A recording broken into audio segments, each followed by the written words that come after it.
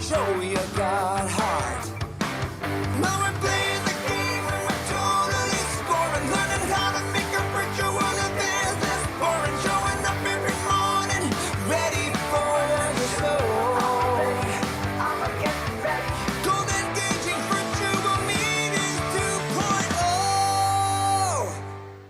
Welcome to another edition of the Engaging Virtual Meetings podcast. It's September, and if it wasn't on social media, I would play September by Earth, Wind, and Fire. Hey, if you're watching here on social media, make sure and subscribe, share, like, and comment, and make a comment here in real time. I might even give you a shout out here on this live stream. In addition to that, if you want all the episodes, go to engagingvirtualmeetings.online. Subscribe on one of your 15 favorite podcast platforms, and you'll see over 100 episodes plus a new episode every Wednesday. In addition to that, you want to learn how to be more engaging in your meetings, come to the Engaging Conference, engagingvirtualmeetings.com/CON. Scan this code. You can get a free ticket, or you can get one of our beautiful VIP tickets, or more importantly, attend in person. We have Hall of Famers Tim Gard and Cavett Award winner Brian Walter, who are going to be some of your speakers today. All right, now this person knows that person, but this next guest coming up here, he's the founder of Concord Leadership Group. He served as its CEO for over 20 years. He has presented trainings and keynotes to over 25,000 participants in North America, Europe, Mexico, and New Zealand. And he will belt 80s tunes, and his children will deny that they know him. Let's welcome to the stage. Oh, let's give him, I think he should have walk-on music. Let's welcome to the stage, Marc Pitman. Hi, Marc. How you doing? I'm well, thanks. Hey, I've got a question for you. Yes. Do you remember? Do you remember? Yes, you caught it. Right? I was wondering. I was going to throw it to you, but yeah. The 21st night of December. September. Yes. September. Right. I said Okay. December. Oh my Fun goodness. story, Marc, is that I actually, 2019, bought tickets for front row Earth, Wind, and Fire when they were at the Venetian. And the best part too is I went to go get my shoe shine, right? You got to look up. You got to look like you got to show up at it, Earth, Wind, and Fire. So I go to show up and I go to get my shoe shine. Who's sitting next to me? It's the band manager for Earth, Wind, and Fire, right? And he comes in, he starts telling me these stories about I've been with the band so long that they were playing high school gigs in LA, and all the kids were looking at him going, who the hell are these guys and what songs are they playing? Wow. Just, I got to see them in the 80s in Sweden when I was an exchange student, and they had these like styrofoam planets that they'd lower to the stage and then lift up, and they'd come up out of it was just amazing. I feel like that there's a Spinal Tap moment, like Stonehenge falls down and Yes. got trampled by dwarves or whatever it was called back then. That is, I wonder if that's really got it. That's great. Oh, brother. Anyways, Marc, so good to see here, Marc Pitman, another one of the 400 certified speaking professionals that I know. So, and Marc, I'm so glad to have you on here. Some of my friends don't know you. Surprise, surprise. So why don't you take a minute here and introduce who you are and what you do in the world? Well, I was born at a young age, and my parents' names were Mom and Dad. No, I won't go that far.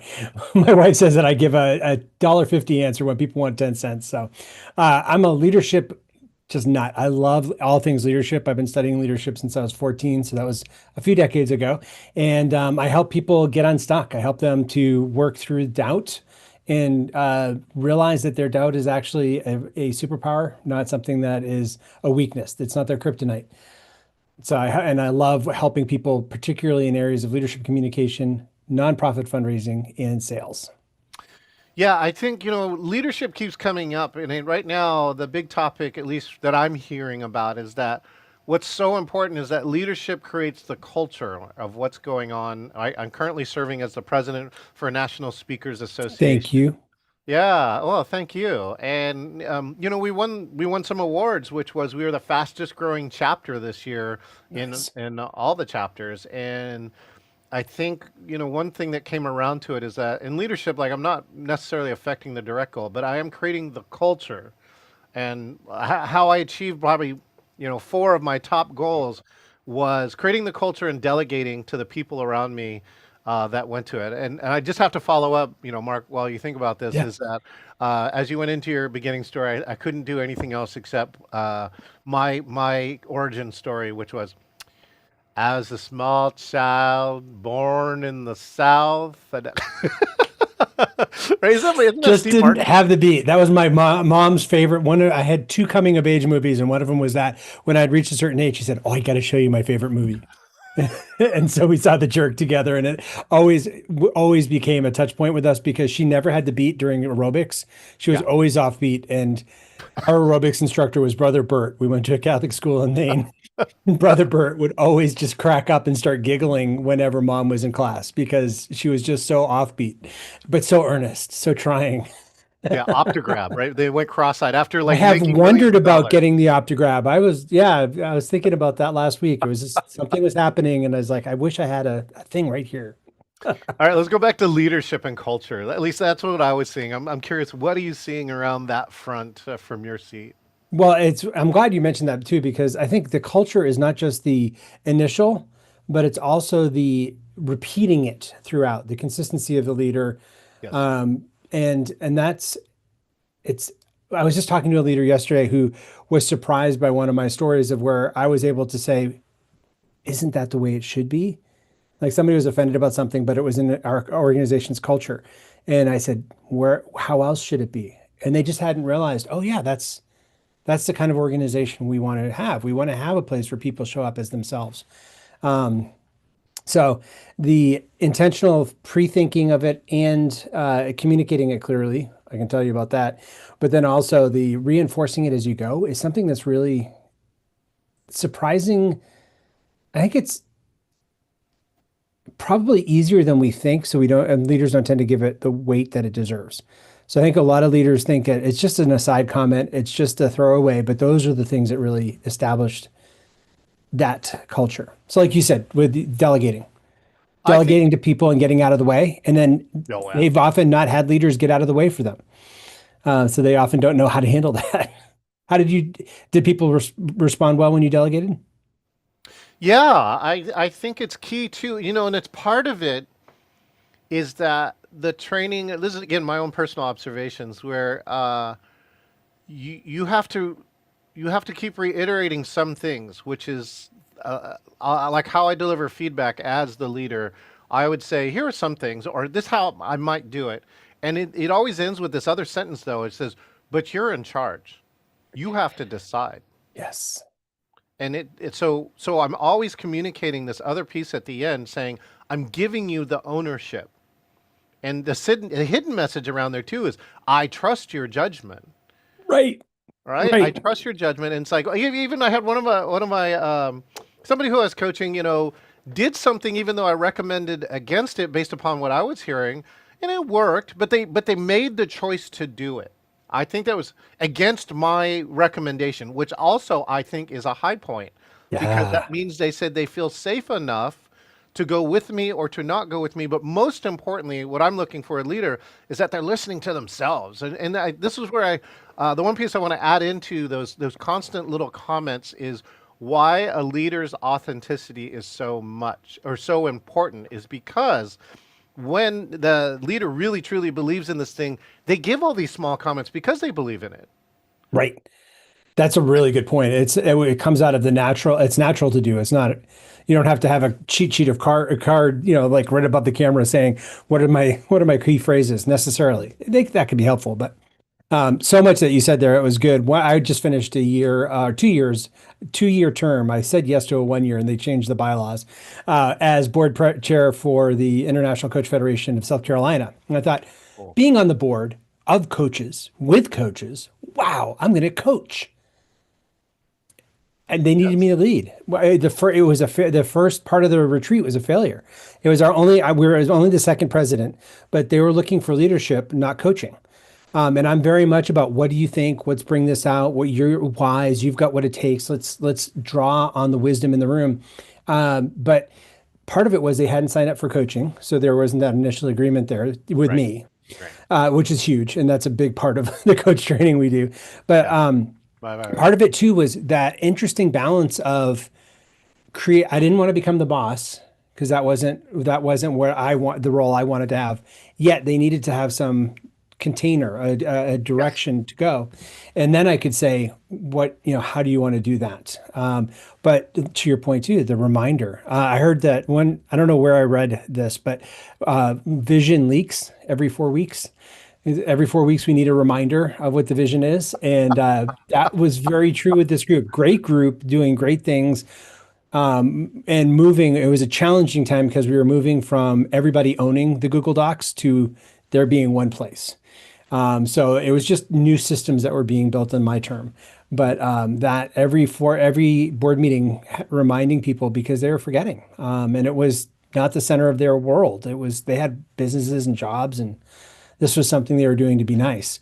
So trying to balance out that commitment too.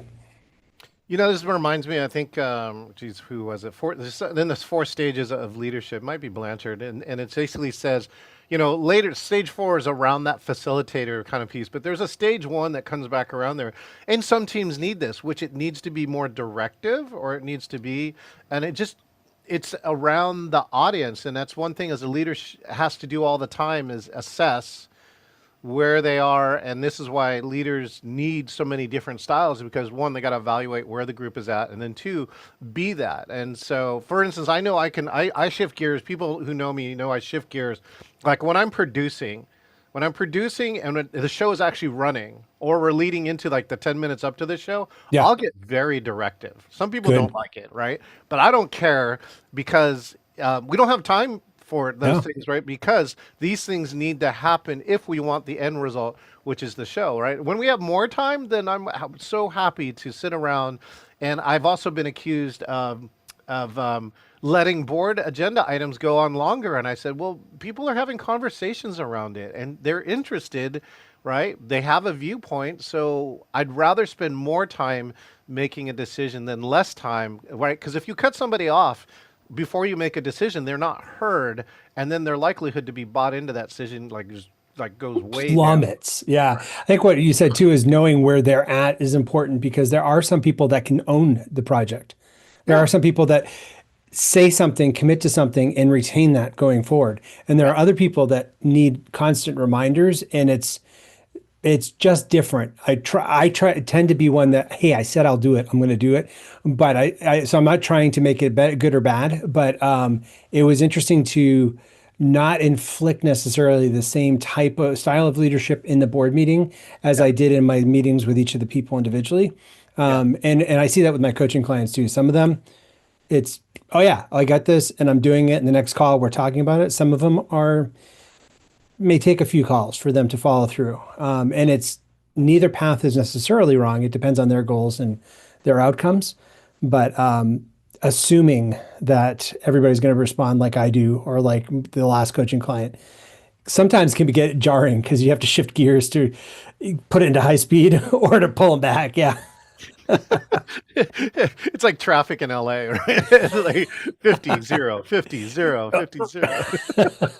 That's great. So some people have asked me, like, when did I start speaking? And I said that, well, the story I often refer to is I ran for president in 3rd grade, and I didn't know at the time that, of course, you have to give a speech to the entire school, right? Before, in 3rd grade. Nice. Yeah, 3rd grade, before you have to get elected. And then like, oh, I forgot. I just remembered how terrifying it was and then how electrifying it was, right? And so I'm curious, what you said you started leadership around the 14 or so. What was the thing? What happened that led you to say, oh, I'm doing this leadership thing? Well, for me, it was speaking. I was speaking in a crib, and back in that day, my parents did a lot of good things. One of the You're things like we the had, baby podcast that's everywhere on the internet right now, right? you You're like didn't baby know? Yeah, you didn't recognize me? That's the beard. I had a That's Marc premature Pitman. beard. We had cowboy and Indian wallpaper in my 1970s room, and I was speaking to it from the crib. So my parents would be, they were shocked. They also knew they were in trouble because neither one of them were extroverts. And so they're just like, wow, what do we do with this kid? And I was telling stories to the characters on the wall and talking to them. So I had one person once ask me, how did your seminar go? And I said, that's not really fair, because I used to say I could talk to a wall and have a good time. You should ask the audience. And I said, the reason I say I used to say that though is because my mom reminded me that I did talk to the wall and have a good time. It was a blast. So as a speaker, I had a good time. Ask the audience. But the so I went through speaking to walls and inanimate objects, and then doing stuff in school. Always part of leadership programs, but debate was a big part for me.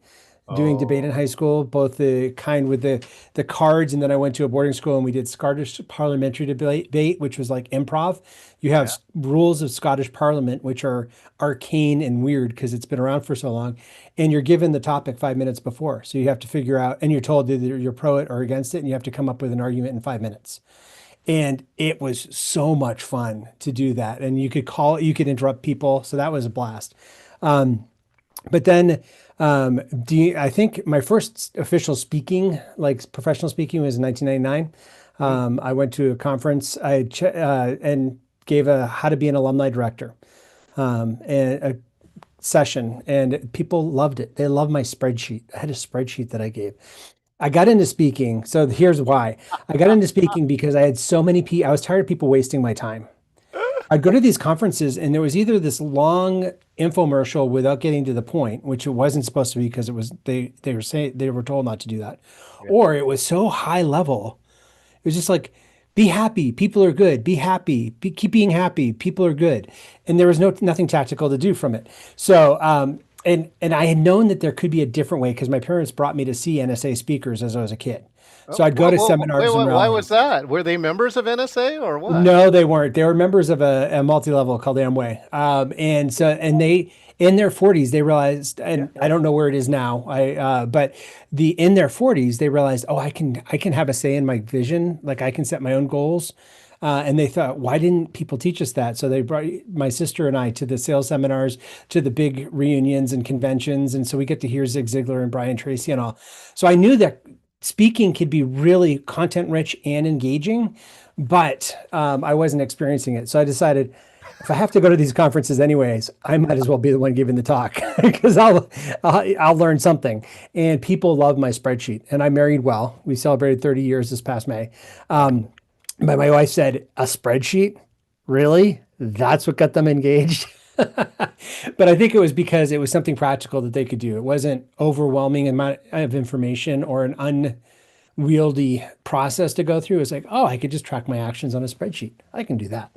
And I was hooked. I was floating back from Manhattan on the Long Island Railroad. I was so excited. And became the start of my professional speaking career. 30, wow, almost 30 years ago. Wow. Wow. And as you look back now on those 30 years, what's something you experienced or learned? I think part of what I'm amazed by is how consistent we communicate as human beings. And it shouldn't be amazing. We've done this over millennia. But I gave my first webinar in 2003. I did my master's online on this thing called ICQ. We not I didn't do it on that, but we collaborated around the globe with classmates on ICQ for this master's. So I am amazed at how maybe also how little people actually put into their content training. Like I was at one conference last year. I won't say the multinational conversation company, but one of the younger staff members came up to me and said, "Are you part of the NSA?" And I said, "Which one?" Just wanted to make sure the one that doesn't want to be known or the one that does. He said, "No, the National Speakers Association." Turns out he followed an NSA and a National Speakers Association member. He said, "You were actually engaging. It was fun. Thank you for enjoying. You made the time enjoyable, and I learned a ton." And there were a lot of engineers in the group. No shade to engineers, but they were communicating content and not necessarily. Yeah. They were. I think a lot of speakers broadcast content instead of connect with the audience. It's a subject And matter expert challenge. okay, yes. Oh, and that's totally the challenge because you don't want to, you don't want to make your audience feel dumb, but they're usually not where you are in the subject matter either. Yeah, that's true. Yeah, and they're So, smart about the subject, but they're not smart necessarily about how to communicate that subject to that audience. And and I think that's where being a coach and having gone through coach training really helps because I believe the audience is smart. and I believe they can make these connections. And I think that really changes the way I interact with people. To me, to answer your question, I think there's a remarkable resilience or stubbornness in the way that we communicate. And I love the tools that we're getting to do it. But it's not necessarily, the tools are nice to haves, not need to haves. The need to have is a speaker that can connect to the audience in a timely manner. When the audience, yeah, and not everybody, but enough people. Like I can't stand it when at a conference somebody says, "Put away your phones." Why? I early on was saying, "Why would you say put away your phones?" I'm just going to assume they're tweeting about me now that it's not Twitter, but I'm going to assume they're posting on social media how great the sessions there. And even if they're not, at least it's not distracting me, and I can just keep going. That's what I was one of the early speakers to say. Most people said, put your phones away. I'm going to tell you to take yours out. And then I would do some tech thing, right? I would actually, get audience response using their phones. Right? This was early on, and because I wrote a book called 2011 50 Digital Team Building Games, and it just talked about how to like poll everywhere and things like that were there. And actually, I prefaced texting in the early part prior to 2020. That texting was way more universal than scanning an app and doing all that. It's too complicated, right? But everyone understood texting, and so as long as I gave them very explicit instructions, I would get like 90% engagement. And the cool part was my slide would respond to the audience at that time. And even then, wow, that's great. Yeah, 2011 through 2019, and still not many people are doing it. But you said the word resilience. I'm going to talk about resilience. Go for it. Back to, right, you've been in the business 30 years, so you had to live through this little COVID thing. So talk to me about where were you in March of 2020? What happened to you, and what did you do? Oh man, do I have to? I mean, that's like one of the scariest times in my life. Yeah. Fortunately, my job is a mix of speaking and coaching and training. So I didn't, and writing books. So I went into, don't tell the CSP people. No, I'm just kidding. I don't know necessarily how I get my speaking gigs. I know how I get coaching. Like I know the things I can do to lead to a coaching client, and speaking gigs come out of that. I do the right things for speaking gigs, but it's not, I still 30 years in, still, it's not as predictable. So I know that in hindsight, I'll see I had the speaking gigs to do it. But going into that year, I just decided I know I can do coaching gigs, and I know I can do book sales. So I'm going to do that. So I was really glad I wasn't dependent on being on stage. But also around December, I was part of a small group of speakers that were having their Singapore and other events canceling because of some sickness thing. So I had an inkling that was going on, and one of my industries is healthcare philanthropy. So I was talking to hospitals. So I kind of had a clue something was happening, and I was even asking in February, what happens if you can't do your fundraising gala because of this disease thing? And they're like, oh no, it'll go away in the summer when it heats up. And it was like, yeah, but what if it doesn't? This is your major fundraising. This is the big thing. You raise $500,000. So, but to answer your question, March 19th, March 20th, 2020, I freaked, because I had 3 kids that I had to pay college tuition, bills for, and I didn't know if people were going to need coaching again. And fortunately, speakers are generous with each other. And so if for anyone watching, if you want to become a speaker, that is I'm a fan. I think it's a great thing, but get around people that want to help you, whatever your career is, because we had a group of people that met noontime every weekday, led by Scott Stratton and Allison Stratton in Toronto, would have just convene a noontime. What's the tech? What's the thing? How are we getting through this? Yeah. And we were all able to share our joint confusion. I don't know if I'm allowed to swear on this, but there was confusion. Think of exclamation marks and stuff, and be clueless together as we figured this thing out. There were, Allison Stratton calls it, a lot of book babies were born. Also, when March 20th hit, my wife came to me and said, "You've had that leadership book. You've been working on this for years. Now's the time. There's no excuse not to get it done. You have no travel. Let's just get together with page 2 and get this thing done." So, and if you notice the publication dates, about 9 months later, 12 months later, there were a lot of books that were coming out. Well, I If guess that would people, be December, right? We should look how many books came out December of yeah, 20. right. 20 December or January 2021. Yeah. I mean, So did you hear my book story? no, Here, I'll do the short version of it, which was this: is I put a class on Eventbrite called Virtual Team Building because remember we've been Eventbrite. studying virtual team building for over 38 years, but nobody would buy it, Mark. Nobody. They're Oh, like, you got to fly to Orlando to deliver this. I'm like, oh, right. So I put this class on. 5,000 people took this class, right? Then my publisher comes back and says, "Hey, you want to write your second book?" And I said, "Sure." And in what I feel like is the cruelest joke my publisher ever played on me. They said, "We don't know how long this coronavirus thing is going to last. Can you rush the book?" wow. And so, I could have had 5 years because I just know somebody who got it last week. It's still Yep. around. It's not gone yet. Not at all. But I finished it in 9 weeks. I 60,000 words. amazing. This is my best new joke, Mark. There's no AI. There's only JI. What is JI, Mark? Don't you're John Intelligence? John Intelligence. I wrote all Phew. those words. I wrote all Oh, those damn the words. pressure. It's like I didn't study for the test. I don't know, John. Yeah. 60,000, 60. Now, most people don't know the answer, which is okay. But yeah, 60,000 words in 9 weeks. And yeah, that was my book, baby. Came out October 2020, hit the #1 Amazon Hot New Release. And actually, were you at the last Influence, Mark? No, we had reasons to, yeah, we had a lot of deaths in Fine. the family in July. So this Dear World experience thing showed up, right? And it was like they did this whole presentation, and then everyone got a chance to write some message on part of their body, and I then take wondered these what that was. high-grade professional photos. And actually, one that was really deep is our past president, Denise Gable, ended up sharing a story about her husband. Her husband passed away like 6 or 7 years ago. And she told this story that she had never told on the stage because she wasn't really ready, right? Don't do Yeah, therapy yeah, on sure. stage. Yeah.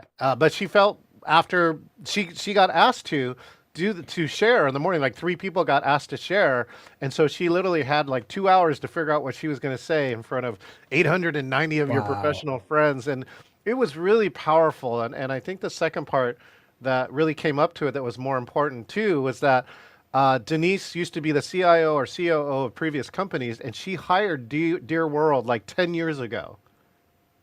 So they were a Amazing. client, and so now that she's Wow. seeing, right, the support come around 10 years later and what impact they're still having with this one project, and it's really, really amazing. So Well, you check it said out. 38 years you've been studying the virtual meetings, and that for me is when I moved to Maine in 2003, there were a lot of people that wanted to work with me, but not a lot of people wanted to pay me. Yeah, So right. yeah, and I still had to feed my kids. Yeah, that was part of my deal. I like to feed my family, and so I got really used to it was telephone bridges at that point, Yeah. and there were other meeting tools. There were whatever they were, ICQ and others, but it allowed me to have an international reach from rural Maine.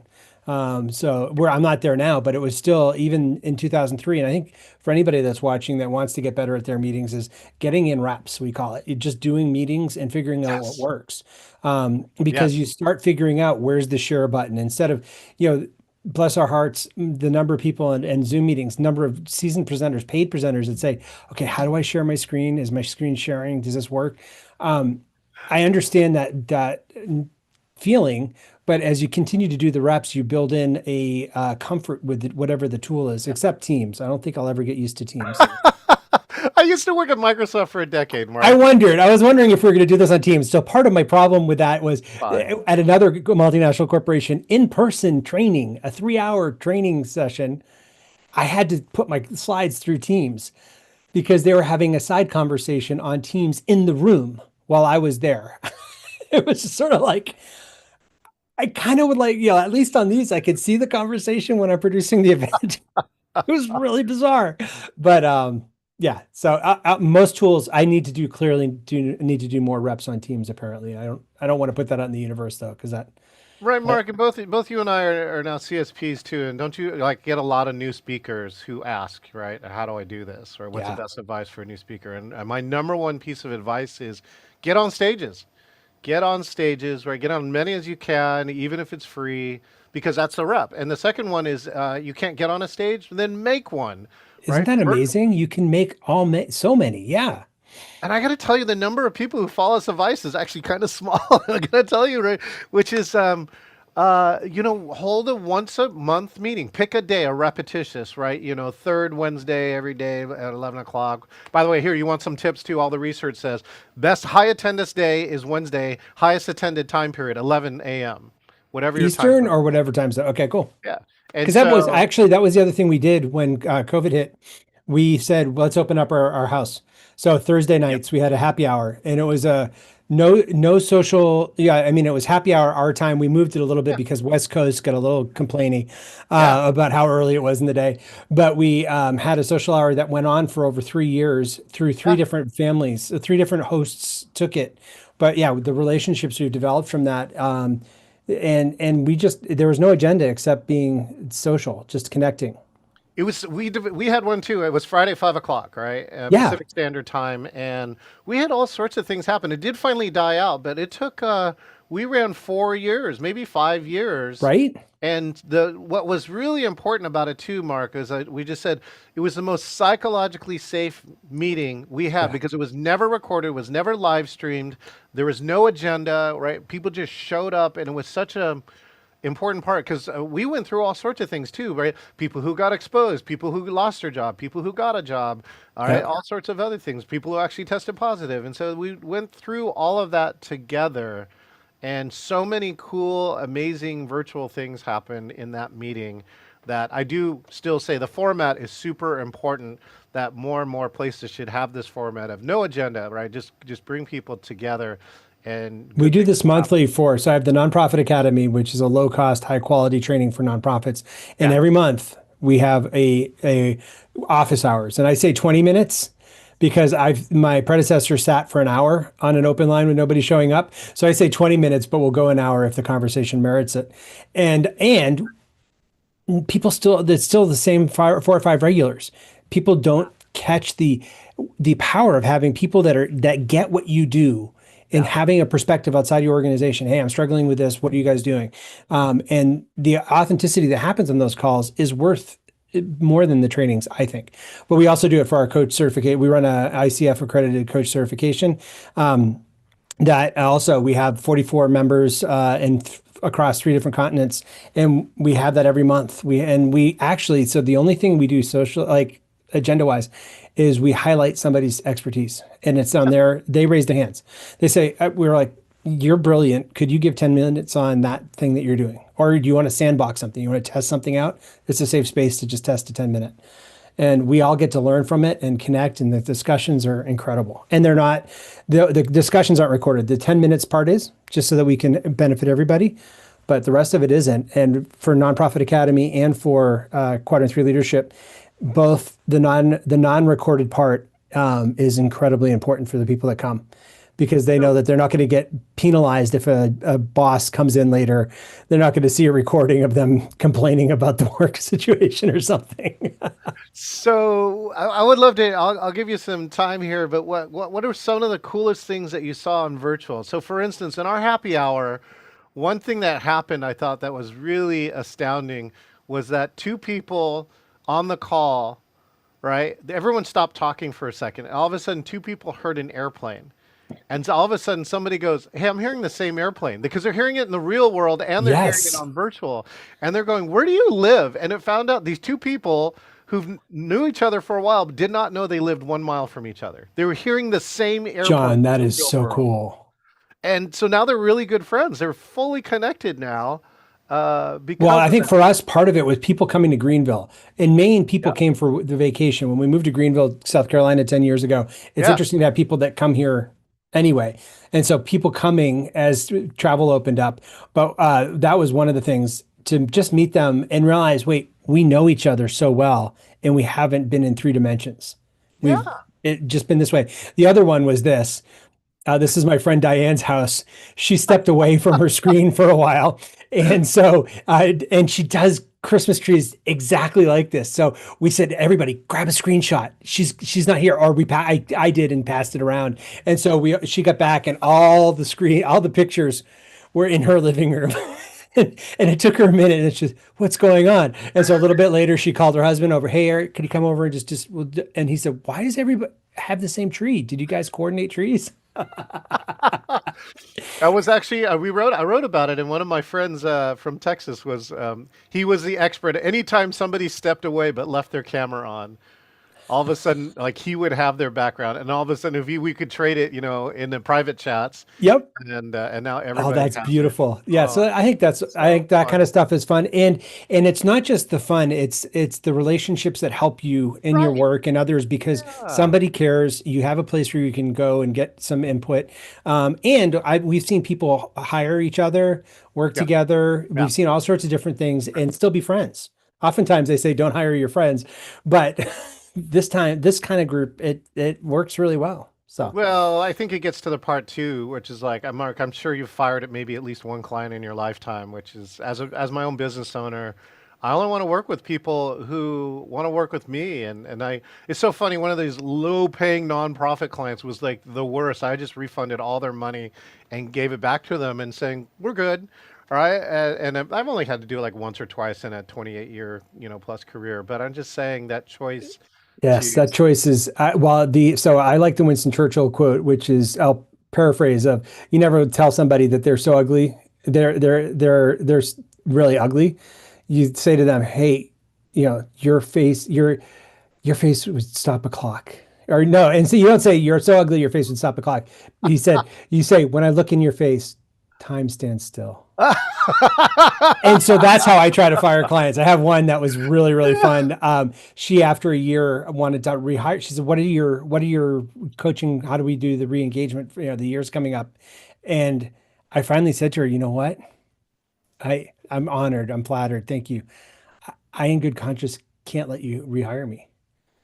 And she says, why not? And I said, because every single call for the last 12 months has been the same call. It's some sort of urgency. And I'm honored that you credit me with you're raising $150,000 and you're doing all these wonderful things. But coaching is supposed to help you grow. And I'm clearly not the right coach for you because you keep staying in that same sort of urgency.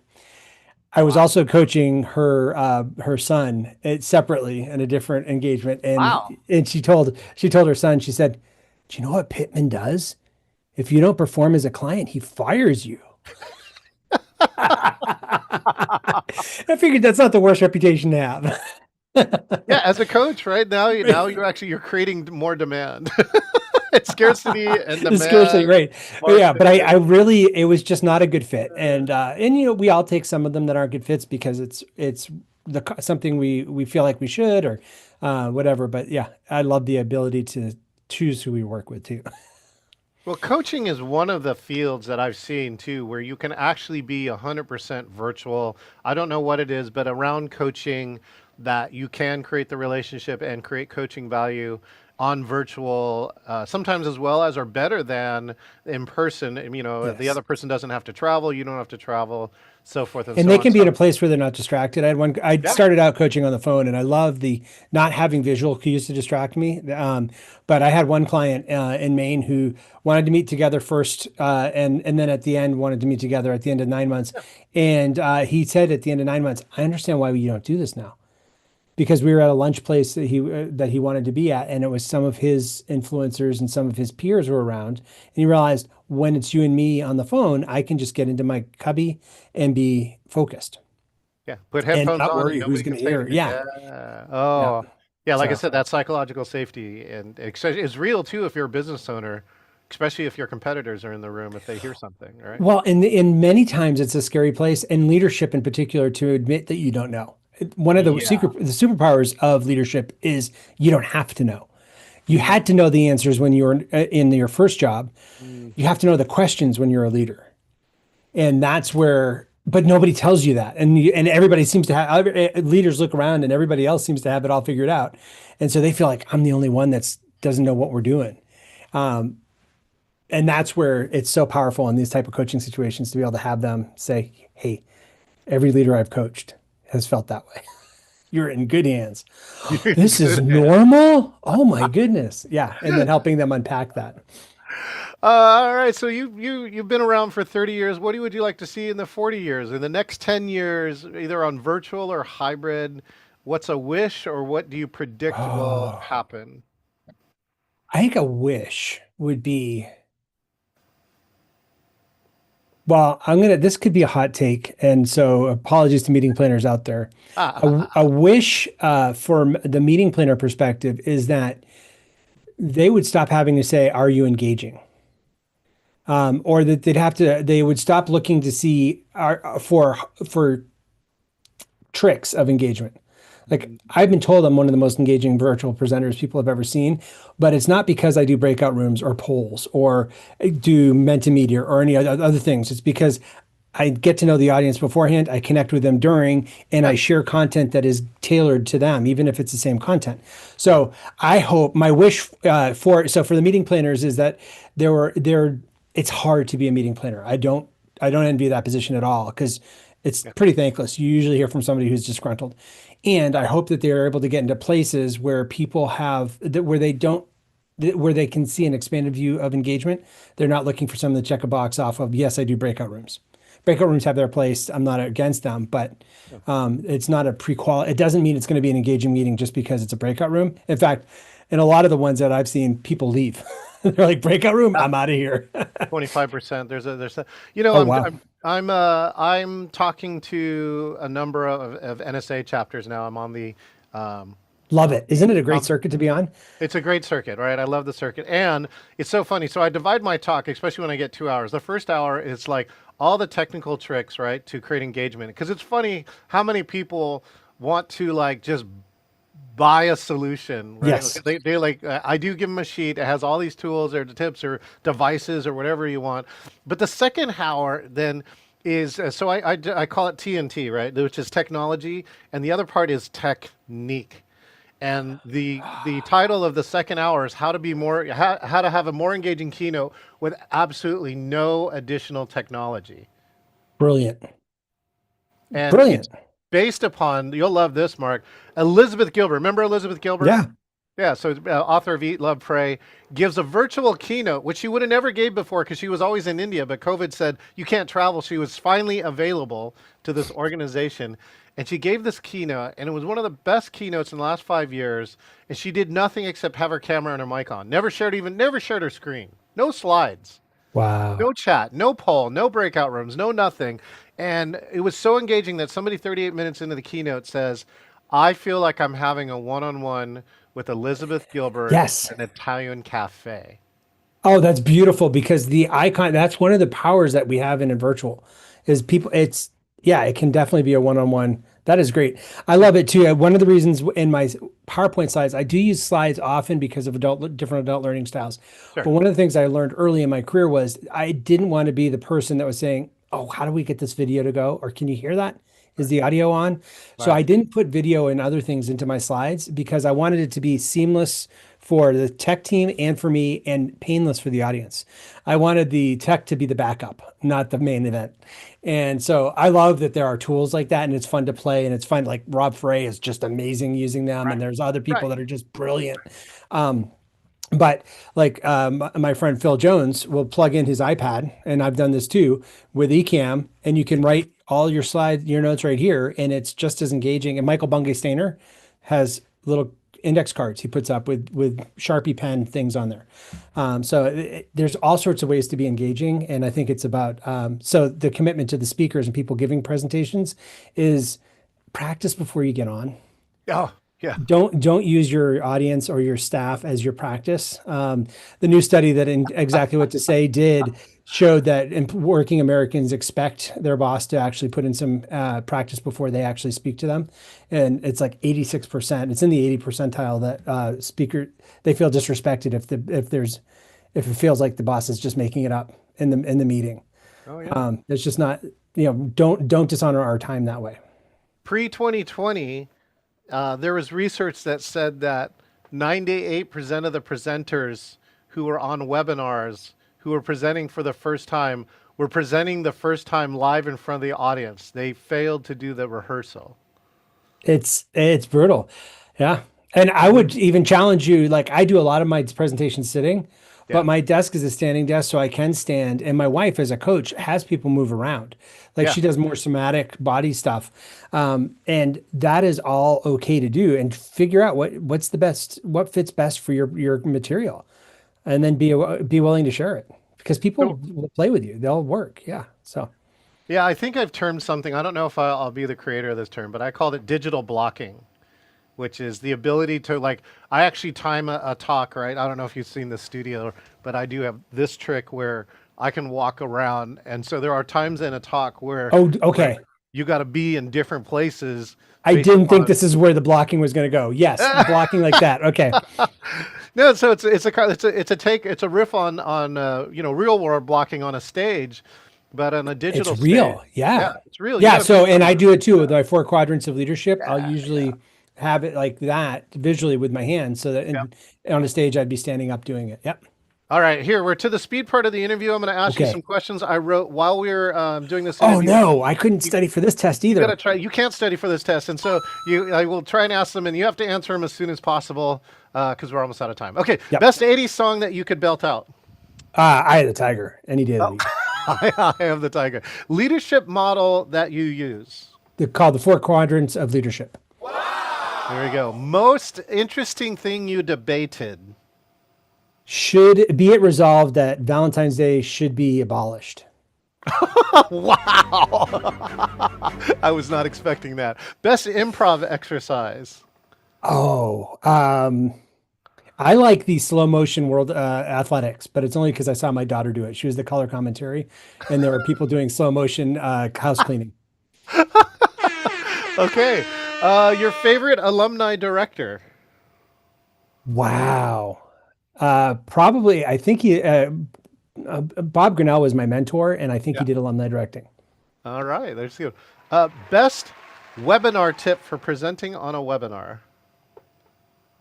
Call some of your audience before the webinar and just find out, just do a 10-minute interview and just say, what's the thing, why are you doing what you're doing? And what's the thing that gets in your way? And then what do you hate most? Or what's one thing I should know before I talk to your team? What's one mistake you see people make? All right, take a picture of that. That's genius. Okay, let's see. Best Excel feature, Mr. Spreadsheet. Oh my goodness. I'm loving the ability to tally totals. I do a lot of nonprofit fundraising and sales stuff. So you can tally with columns just by highlighting it. And then you can see at the bottom without having to do sums. Oh, yeah, that's a highlight. I know that one. All right, best business advice to a business owner. Action beats preparation any day. Oh, I love our saying is things that get done get done. Right? I mean, and I'm not against preparation, but yeah, I've prepared some of the best things that nobody ever wanted. And I've tested some things and realized what they wanted and it made it better. So Okay, the thing that kept you together for 30 years. as a couple, stubbornness. Say more. Yeah, my her grandmother was married for over 50, and I said, "What's the secret?" She said, "Just hang in there."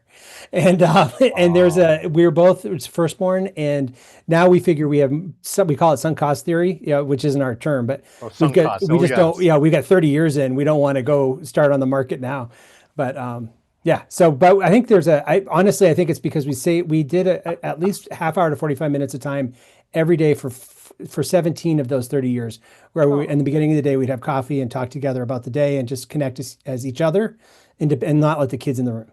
And I think that really had a stabilizing effect for us. Wow. I'm producing the Gottman Institute's winter webinar. Wow. Yeah, so check that out, especially for the therapists in a house. But very honored to be able to do that work. Yeah. And the last question is, if you could just get people to magically remember one thing from this podcast, what would it be?